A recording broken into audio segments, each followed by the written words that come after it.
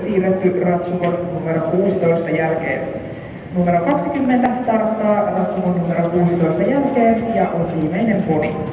Tämän jälkeen on 2 jälki-ilmoittautunutta hevosratsukkoa, jonka jälkeen jatkamme lähtölistan mukaan.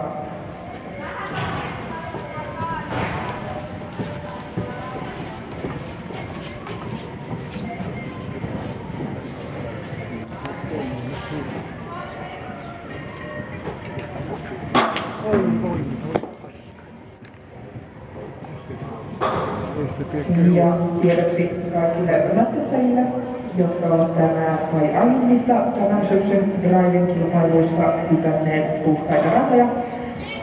Hortsen palkintotaalerit ovat tänään lunastettavissa kansliasta. Eli tämän syksyn Hortsen palkintotaalerit ovat lunastettavissa tänään kansliasta. Mitä kävit tänään lunastamassa taalerit?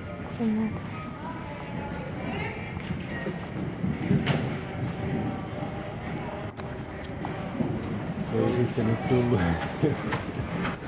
Silvi viirailee mitään. Ratsukon suoritus joudutaan hylkäämään 2 tottelemattomuusvirheen vuoksi. Lähtövuoroon numero 7 Katariina Lausanen.